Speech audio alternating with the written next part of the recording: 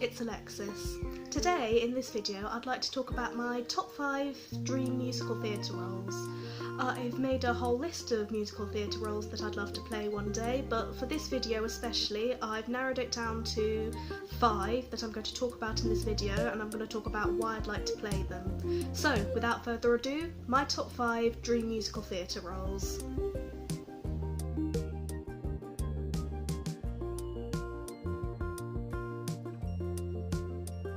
So my first dream musical theatre role that I'm going to talk about is Eponine in Les Mis. Eponine I've wanted to play for so long. She is one of my favourite musical theatre roles, and she originally appeared in Victor Hugo's novel Les Mis. She is essentially the daughter of the Thénardiers, who are like the nasty couple who owns the inn and who look after Cosette at the beginning before Jean Valjean takes her. And when she's a teenager, she is later living on the streets with her parents and helping them with their crimes, and she meets and falls in love with Marius, but he falls in love with Cosette, so she's very sad. In general, Eponine is given an incredibly sympathetic portrayal in the musical than in the book. In the book, she's actually quite mean to Cosette when she's young, but in the musical, this is never explored, and she's only on stage for a few seconds as a kid and actually has no line. Other differences between Eponine in the book and Eponine in the musical include that apparently Eponine drinks in the book, whereas this definitely doesn't appear in the musical. Also, in the musical, her and Marius are actually best friends when they meet and she's in love with him, but in the book he's just sort of polite to her and doesn't really care when she dies. And also in the musical, Eponine's sister Azelma, I don't know how that name's pronounced, and Eponine's 2 brothers, who are not Gavroche, are omitted. They're not in the musical. Eponine was originally played by Marianne Mille in the original French production in 1980, and later she was originated in English by Francis Raphael on the West End in 1985 and on Broadway in 1987, and then she was played by Samantha Barks in the 2012 film, and she has recently been played on Broadway by Phoenix Best, who is one of my favourite Eponines, apart from Eva Noblezada, who also played her recently on Broadway. I would love to play Eponine because her songs are awesome. She gets so many kind of like belting numbers, and also I just sort of relate to her because I know what it's like to be in love with somebody who doesn't love me. Also, I just find her like one of the most interesting characters in it. In contrast, I sort of find Cosette to be kind of like a pretty little princess who doesn't really have much personality, even though she's not a princess. Okay, my next dream role is Elphaba from Wicked, who I've actually wanted to play for even longer than Eponine, and she is essentially a more sympathetic portrayal of the Wicked Witch of the West from The Wizard of Oz, and she's this girl who was born with green skin and strange powers. She meets the character who is soon to be Glinda the Good Witch at school, and at first they don't like each other at all, like they really hate each other, but then they later become friends. But Glinda starts dating this boy who comes to the school called Fiyero, who Elphaba also likes. Elphaba dreams of collaborating with the wonderful Wizard of Oz, but she later meets him in the Emerald City and she finds out that he's actually pretty corrupt and he's actually causing a lot of problems in Oz, such as there are a lot of animals losing their ability to speak and stuff. I can't quite remember why this is, I'd have to look it up or go and see the musical again, but because she's a woman who then sort of rebels against the leader, she's demonised and people start to call her the Wicked Witch of the West because she's basically doing things against the wizard, who is seen as good even though he isn't really. Elphaba originally appeared in Wicked, The Life and Times of the Wicked Witch of the West, which is a book by Gregory Mcguire, and like Eponine, she's sort of a much darker character in the book. Apparently she's a lot more cynical, not quite as sympathetic, and she genuinely does become wicked, whereas in the musical she's framed for the things that the Wicked Witch of the West that is meant to have done. And also in the book it's made pretty apparent that not only is the wizard her father, which happens in the musical, but in the book not only is her father, but he drugged and raped her mother. Yeah, the wizard is a pretty awful person in Gregory Mcguire's version of things. And also, while in the musical she only has Glinda as a bit of a competition for Fiyero at the beginning, in the book Fiyero has a wife and kids, and he essentially cheats on his wife with her, and he actually dies halfway through, and Elphaba may or may not have given birth to his child. Elphaba was originally played by Idina Menzel when Wicked opened on Broadway in 2003. Menzel also played Elphaba on the West End in 2006 to 2007. I have wanted to play Elphaba ever since I saw Wicked for the first time on the West End when I was 15. I really liked the subversive take on the Wizard of Oz and how she's actually a really good person. She's always worrying about people being in pain, and plus everybody's just so mean to her at the beginning.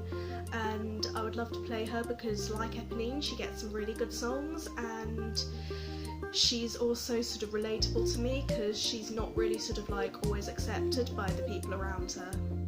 My next dream role is Fantine in Les Mis. Yeah, we are back to Les Mis because it's my favourite musical, and this is a role I would actually like to take on when I'm a bit older, because I'd sort of like to play Eponine first and like Fantine when I'm a bit older. I've noticed like a lot of musical theatre actresses do that.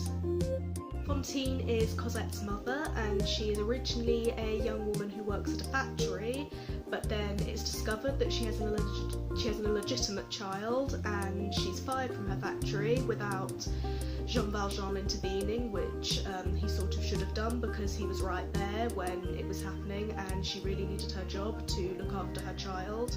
So after she's fired, she becomes a sex worker, and after an altercation with a rather forward, slightly violent customer, she is almost arrested by Javert, but then Jean Valjean does intervene and he takes her to the hospital. Just before Fantine dies, he promises to take Cosette and look after her.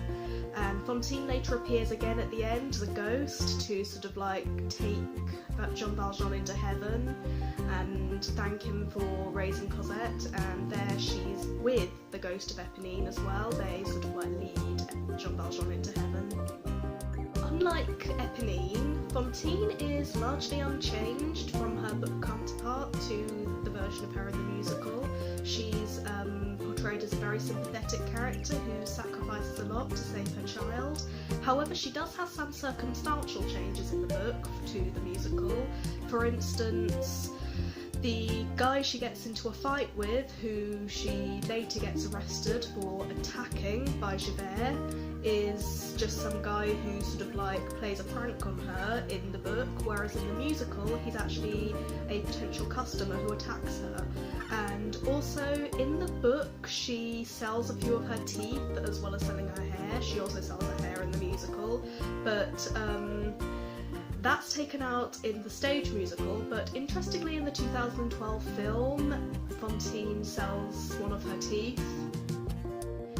Fantine was originally played by Rosie Lawrence in the French version of Les Mis in 1980, and then she was originated in English by Patti LuPone on the West End, and then by Randy Graff on Broadway, and she was played by Anne Hathaway in the 2012 film. I would love to play Fantine because she just goes through so much. Like, she becomes a sex worker, she gets fired from her job, she has this kid, and just so much happens to her. I also love her song I Dreamed a Dream. That was originally the song I really wanted to sing in Les Mis. And also she gets to be present, albeit dead, when Jean Valjean and Javert have their really kind of awesome confrontation, you know, when they're sort of like singing over each other and fighting. I love that bit. Okay, so my next ideal role in musical theatre would be Lucy in the musical Jekyll and Hyde. I don't know too much about this musical or even the original book that it's based on, The Curious Case or whatever it's called of Dr. Jekyll and Mr. Hyde, but I know that Lucy is the main attraction at a club that the main characters go to called the Red Rat Club, and she sort of gets tangled up with the Dr. Jekyll / Mr. Hyde character, and things just sort of like go from there. He also just seems like a really interesting character and gets like really good songs. Like there's this one song that was in the original production called Good and Evil, which I've listened to quite a lot and would love to have that as an audition song for anything that I audition for, but unfortunately in later productions that was replaced with a not so good song which is seen as inferior to Good and Evil by most fans of the musical, called Bring on the Men. And just a lot of people don't seem to think that's so good, and I would have personally liked it if they'd kept Good and Evil, just because I really like the song. I've also listened to Bring on the Men. It's good, but it's not as good as Good and Evil. Lucy was originally played by Linda Eder on Broadway, and then on the US national tour more recently she was played by Sharon Brown. Okay, so the last dream role I would like to talk about is Mcguire from Love Never Dies. Now, I know that everyone, like most fans of the original Phantom of the Opera, seem to hate this sequel, but sort of Meg doesn't really do anything in the original Phantom of the Opera, I don't think. She's kind of just like the nondescript best friend of Christine, but she's really interesting in Love Never Dies because, well, basically she has moved to Coney Island along with the Phantom and her mother after they smuggled the Phantom out of Paris after the events of Phantom of the Opera, and she's become this sort of vaudeville singer at the Phantom's new theme park / burlesque show / opera sort of thing, and she has developed a massive crush on the Phantom. I would like to play Meg because I sort of find it interesting that loads of people who have seen Love Never Dies, like even the ones that sort of like hate it, sort of like really don't like Meg in this and think she's portrayed really badly and are like, oh my god, Meg is so awful in this for her behaviour. Whereas the Phantom behaves in a similar way towards Christine in the first Phantom of the Opera and Love Never Dies, and everyone thinks his behaviour is really romantic. That's just seems like a gender double standard to me. And also just, again, I find characters that have some kind of unrequited love really interesting and relatable, and I love playing them. Meg was played by Summer Strallen in the original London production of Love Never Dies, you know, with Ramin Karimloo as the Phantom and Sierra Boggess as Christine. And then she was played by Sharon Miller-Cheap in the Australian version that went to DVD. And then finally by Mary Michael Patterson in the more recent US tour, which was like last year in 2017. Okay, so those were my top 5 dream musical theatre roles that I would love to play someday. Some honourable mentions include Jo in Little Women, the character of I in that Rebecca musical that I mentioned in my last video, who is essentially the narrator, Maria in The Sound of Music, Lucy / Beggar Woman in Sweeney Todd, and Rose in The Secret Garden. Okay, so I hope you enjoyed this video. Please like, share, subscribe, and in the comments below let me know what your favourite top 5 musical theatre roles to play would be and why. Bye!